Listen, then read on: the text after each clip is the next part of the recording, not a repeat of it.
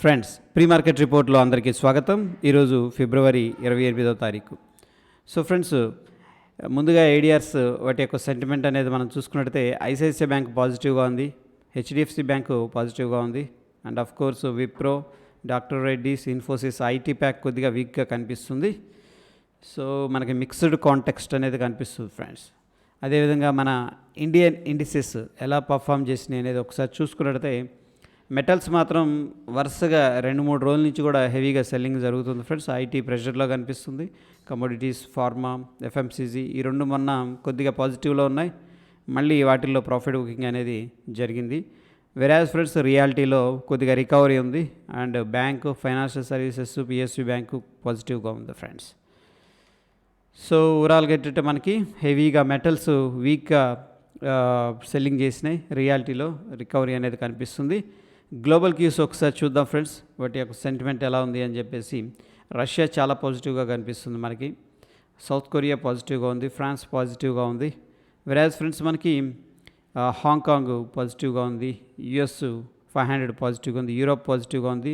డౌ Jones friends మనకి US 30 డౌ Jones కూడా పాజిటివ్గా ట్రేడ్ అవుతుంది.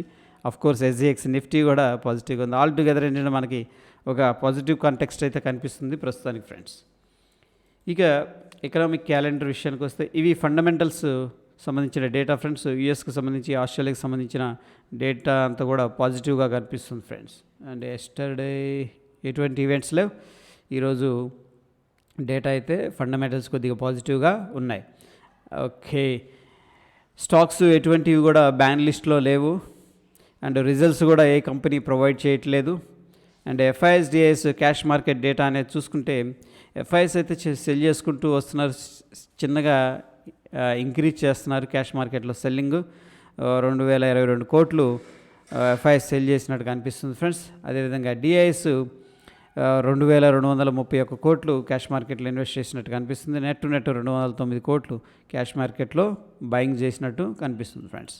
అదేవిధంగా FISDIS డెరివేటివ్ డేటా అనేది చూసుకున్నట్టయితే మనకి FIS స్ట్రాంగ్గా లాంగ్ పొజిషన్ బిల్డప్ చేసినట్టు కనిపిస్తుంది.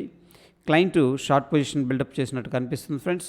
ప్రొప్రైటరీ లాంగ్ పొజిషన్ బిల్డప్ చేసినట్టు కనిపిస్తుంది. అదేవిధంగా DIS లాంగ్ పొజిషన్ బిల్డప్ చేసినట్టు కనిపిస్తుంది ఫ్రెండ్స్.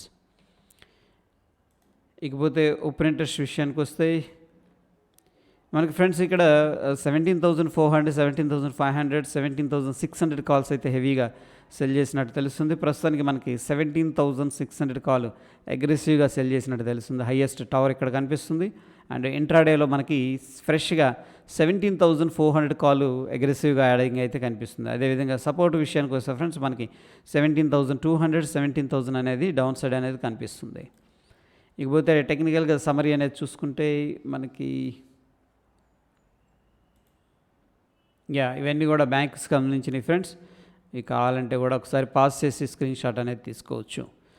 సో ఫ్రెండ్స్, ఇక్కడ మనకి SGX నిఫ్టీ అది ఎక్కడ ఓపెన్ అవుతుంది అనేది చూసే ముందు మన బ్యాంక్ నిఫ్టీ ప్రీవియస్గా ఒక స్మాల్ సపోర్ట్ జోన్ ఉంది 39,800 దగ్గర. అక్కడ నుంచి బౌన్స్ అయింది.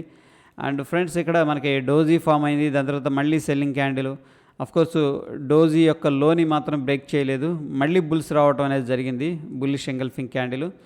కొంత రికవరీ మోడ్లో అయితే కనిపిస్తుంది ఫ్రెండ్స్ బ్యాంక్ నిఫ్టీ. వెరాజ్ నిఫ్టీని మనం చూసుకున్నట్టయితే ప్రైమరీ ట్రెండ్ లైన్ బ్రేక్అవుట్ అయింది. అండ్ ఈ సెకండరీ ట్రెండ్ లైన్ అంటే ఇది స్మాల్ ట్రెండ్ అనుకోవచ్చు, ఇది కూడా బ్రేక్అవుట్ అయింది.